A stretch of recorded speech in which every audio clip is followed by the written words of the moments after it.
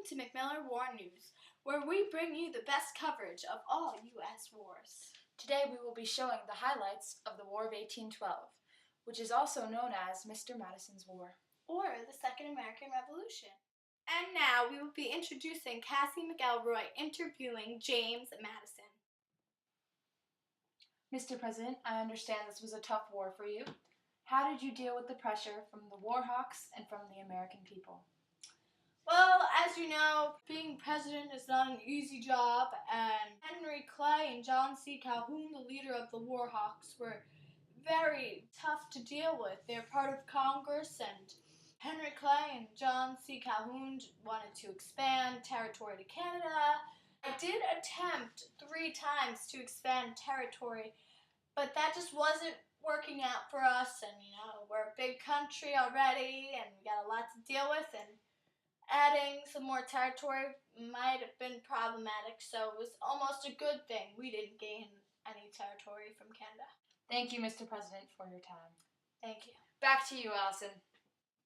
In April 1813, during the Battle of York in Toronto, U.S. troops take control of Great Lakes and burn York, which eventually leads to the burning of the White House, which was done by the British as revenge for burning York.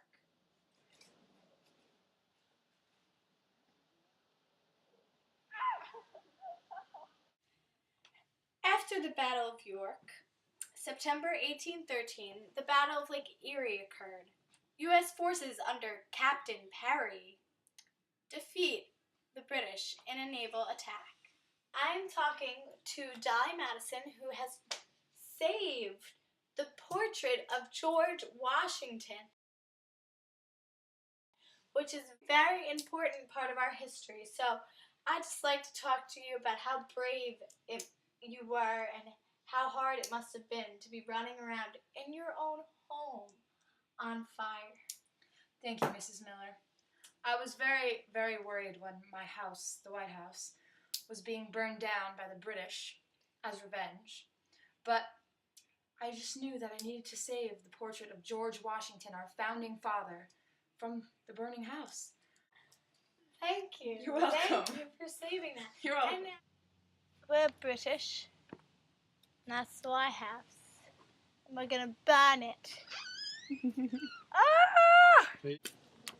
Don't let it go out on the bottom. Turn it upside down.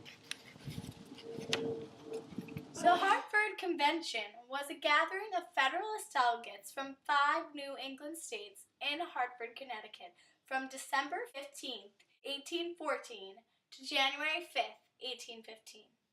Its members convened long-held grievances against the policies of successive Democratic Republicans, including Thomas Jefferson and James Madison.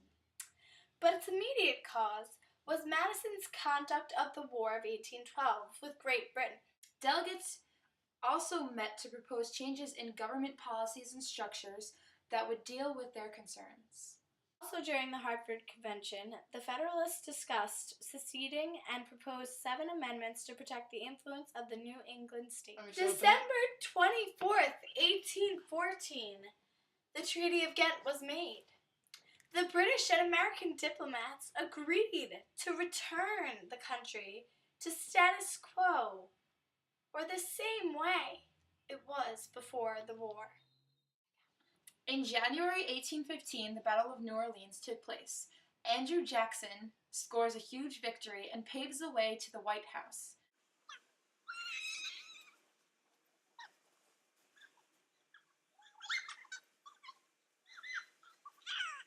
700 British soldiers are killed, and 1,400 are wounded. The U.S. only lost 8 soldiers. We are speaking to a very special guest, Andrew Jackson. How do you feel about your victory at the Battle of New Orleans?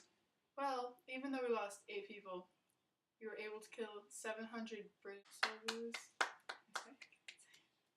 It was a great win. I agree. Andrew Jackson, you're a pretty significant figure right now. Do you plan on continuing to keep your fame? Of course, I love my country and I want to continue to serve it. Thank you. Andrew Jackson, everyone.